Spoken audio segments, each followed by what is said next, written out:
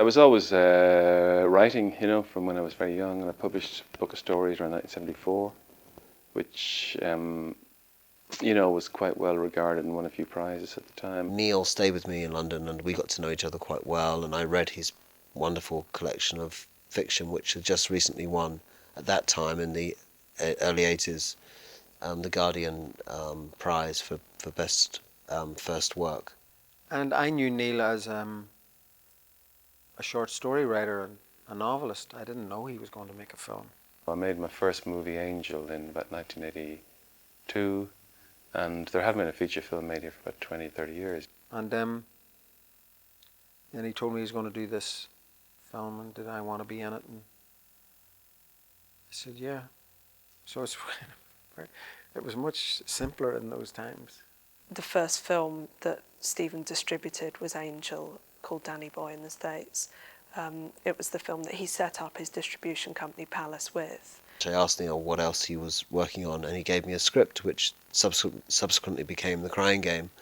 At that point it was simply called The Soldier's Story or The Soldier's Wife. Then a movie called Cal was made with very similar kind of themes, and so Neil abandoned trying to finish this script, and we took up another project, Company of Wolves. Company of Wolves was quite a commercial success all around Europe, not so much in America. We then went on to make a little film called Mona Lisa. And Mona Lisa was quite a big success. Bob got nominated for Academy Awards and all that sort of stuff, And, I had never anticipated this kind of thing, European directors had a hard time. Every time they went to Hollywood, it was like being caught in a meat grinder, basically, and every director, if you remember, Antonioni went there and had a hard. Wim Wenders went there, had a hard time. Werner Herzog, it's kind of an endless process, really, of the European sensibility, meeting the machine, and that's was my experience. It's been many directors' experiences, I made 2 movies there that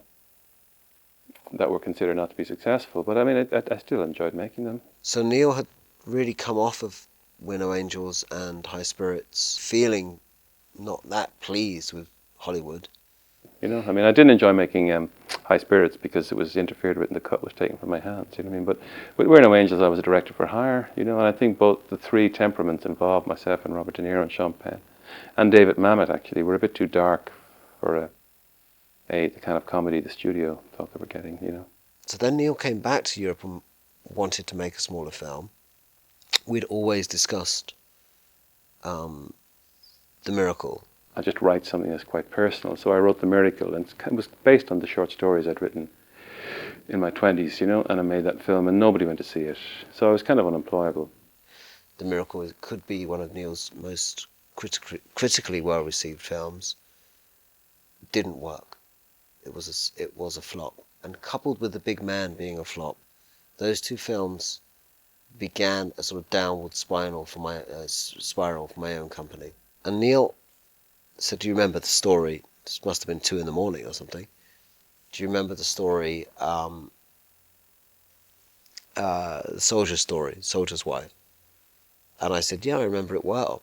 The plot basically was a man who has been responsible in some way for the death of a black soldier that he's kidnapped, and he goes to contact his wife out of feelings of guilt, an attempt to make things somehow understandable to him, maybe to see is she all right kind of thing, the kind of thing. When we were making Mona Lisa, we discovered a transvestite bar called Madame Jojo's, which we used to go to occasionally, and always sit there and just not believe that these incredibly beautiful looking women were men. And I thought, if I make this woman a man, it'll become a different kind of story, and it will go into the areas that I want to go into. And he said, "Well, what if when he comes back it's a man? Like those guys in Madame Jojo's." I want to make a movie that started with realities of a specific political situation, and then to bring it into territory that will even question the basis of those politics, So when I made that character, Dill, the wife of the black soldier who was killed, when I made her into a man, the whole balance of the story changed, and it became very exciting. And when he gave me the completed script, I just loved it. I thought it was fantastic. I just thought it was really wonderful work and magical and very funny and really exciting. I had a very strong feeling, actually. It was very simple. I thought, okay, I've written a script. It's profoundly interesting to me, you know.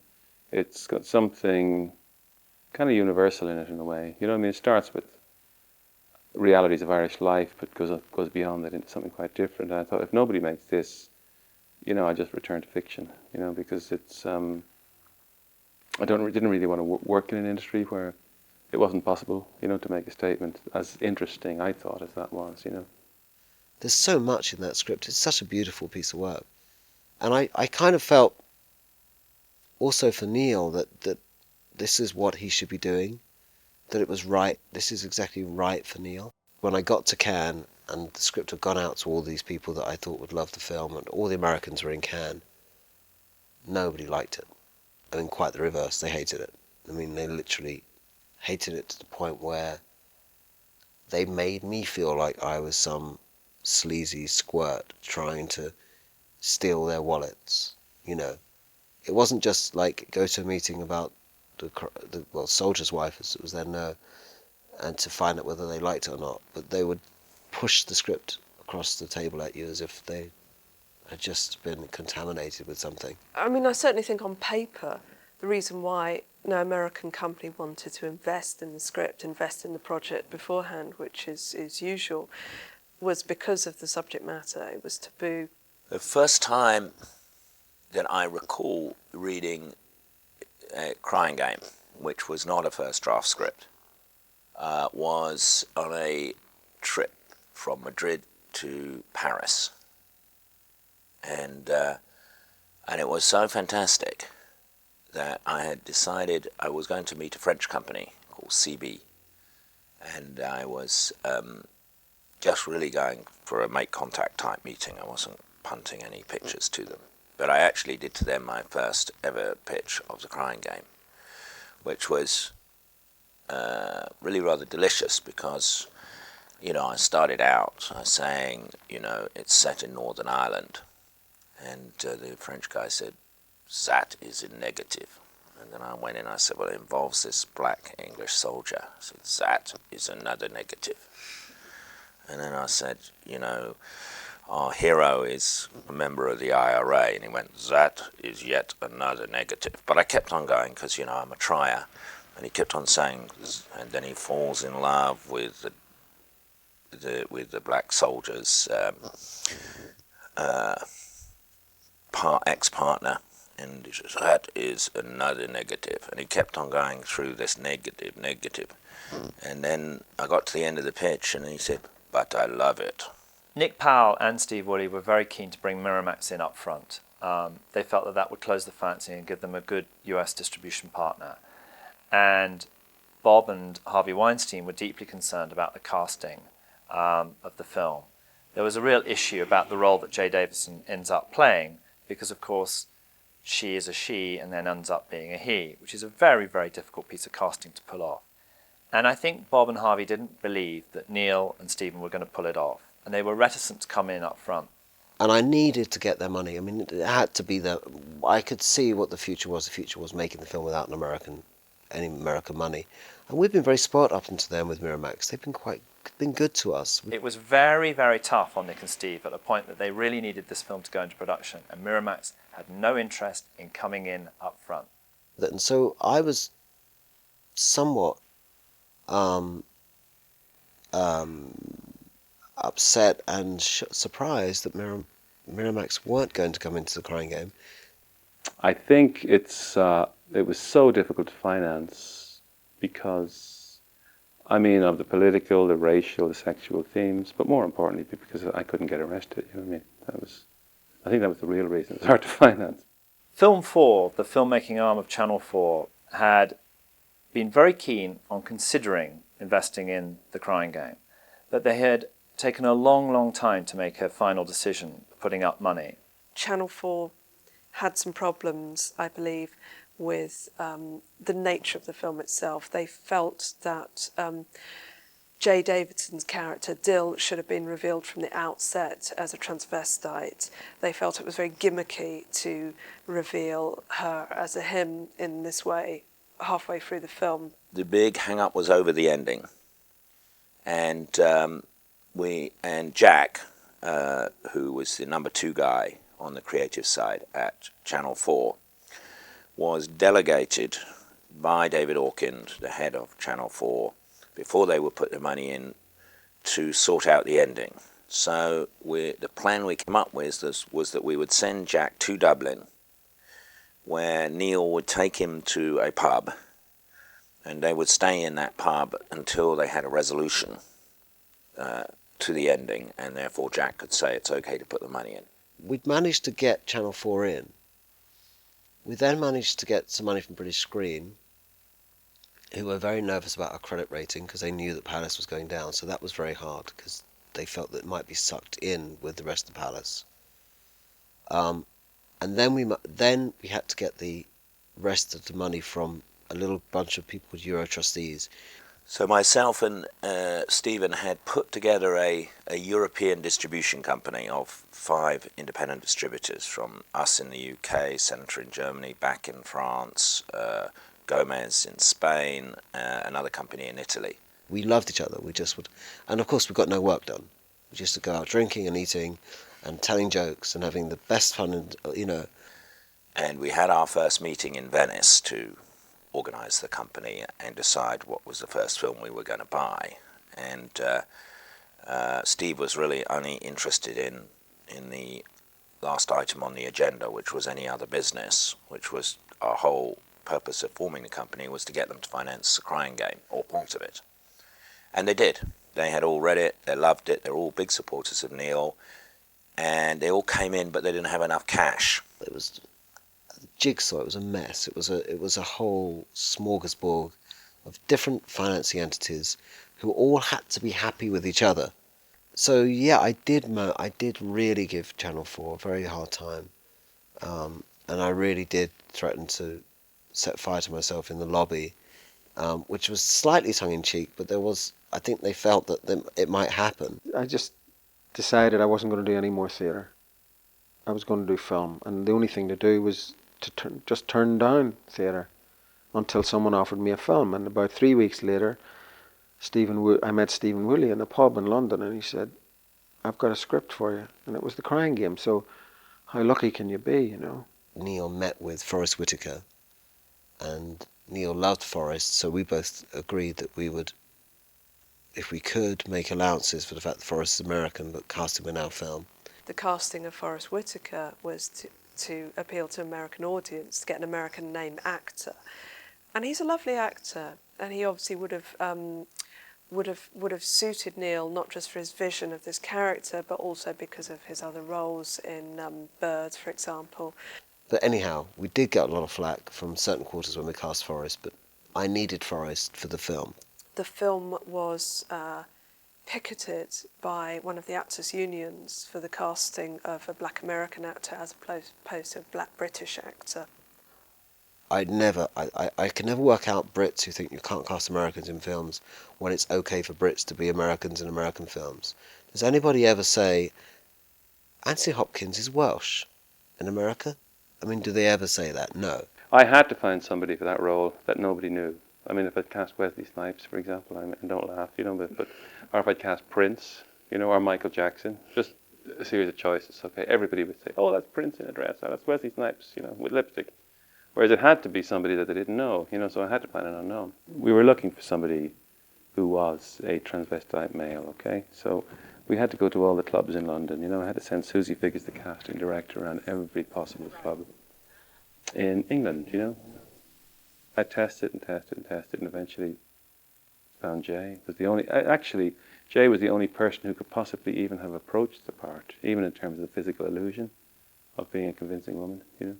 I would go to my cinema, and I owned my own repertory cinema in London, the Scala Cinema, where Palace originated from, the video side, and just take the day's takings. Stephen Woolley called me up and said, we need the box office takings because we're shooting a film and the entire cast and crew is going to walk off set unless we give them some money. You know, it was that hand to mouth. It was that hand to mouth. So I said, yes, boss, and gave him the money from the tills. And that was it. He owned the cinema, he took the money. So everything was being dribbled. And I was just dribbling £100 here, £20 there, just to keep it going. It was just barely keeping our nose above water. Stephen Woolley was running around getting cash to pay people from the video outlet for Palace, and it was really, really crazy, you know, crazy. Oh, it was actually extraordinarily fraught because there was so little money to make a film with, you know, and actually there was, you know, it dealt with some quite large elements, you know, that were quite expensive, when the glass house is shot to pieces, and various sequences of violence. And, you know, what was daring about Neil, you know, was there wasn't time, but he made them take the time to get the big shots, because they were big emotional shots. And I could feel Neil really, really expanding as a director at that time. You know, it was a film that demanded some, not, I don't think the word is style, but it demanded a certain kind of grace in the camera, you know what I mean? So it had to be made very, very carefully. It has to go like clockwork. Things have to move efficiently and well. And so one finds oneself, you know, being eaten away with stress every day. People were literally physically fighting behind me in the set as I was looking through the camera and directing a scene, you know, and they'd be doing it in silence, you know, everyone trying to get their space and stuff like that. I think there was very much a sense that this was make or break for Neil, both in a personal sense and in a professional sense as well. I think he'd said that if the Crying Game wasn't a success as a film, then he would go back to being a writer.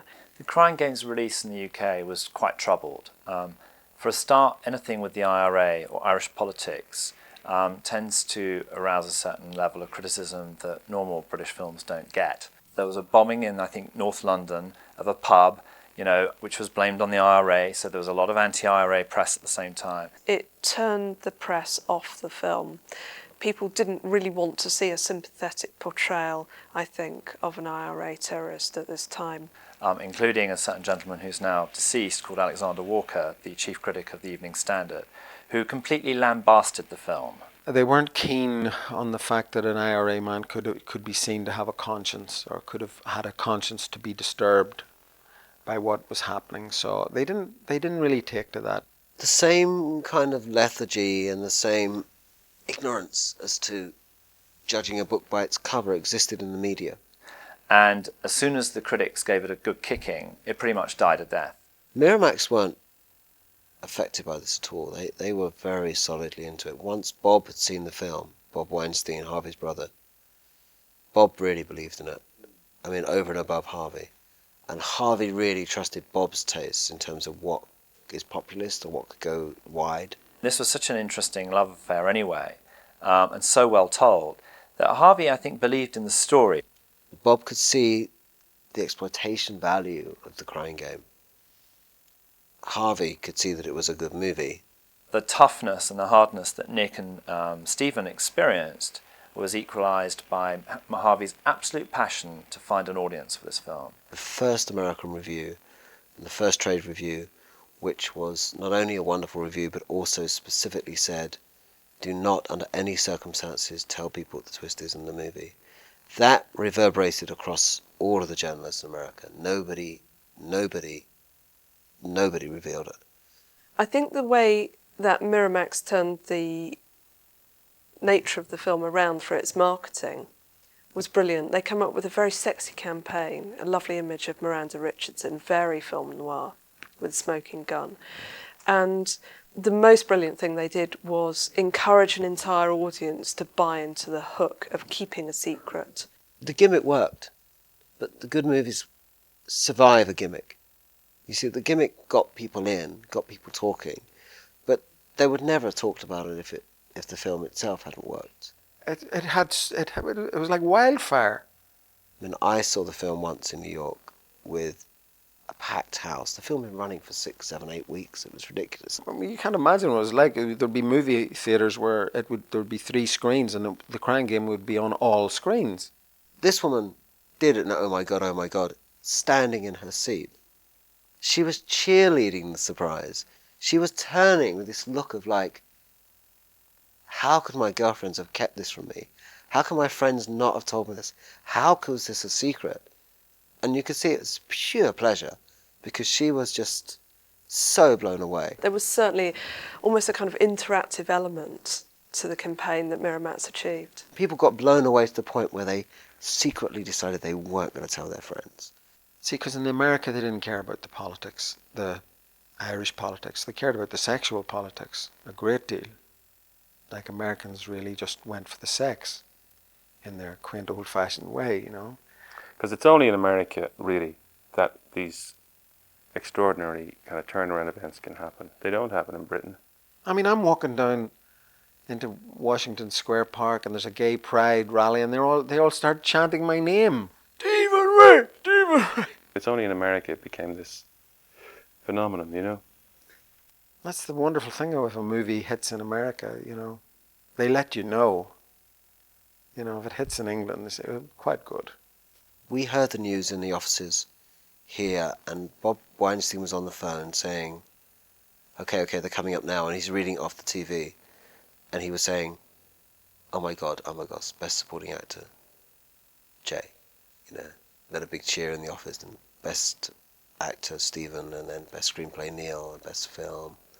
But we were in a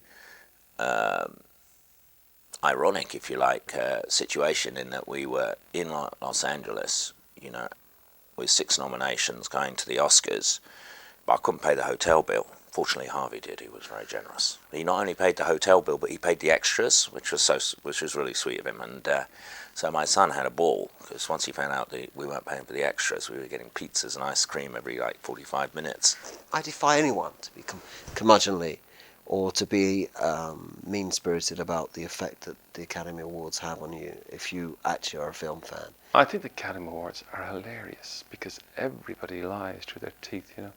And it wasn't about winning. It was about having those nominations. For me, I think for Neil it may have been different.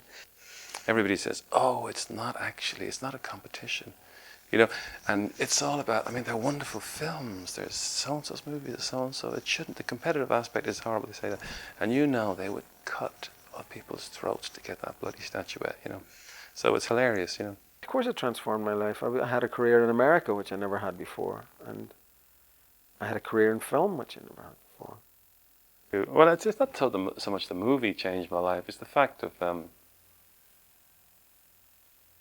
it's the fact that you can make a movie like that and people will go to see it. You know, that made me say to myself, it is worthwhile keep making movies, continuing to make films. Yeah.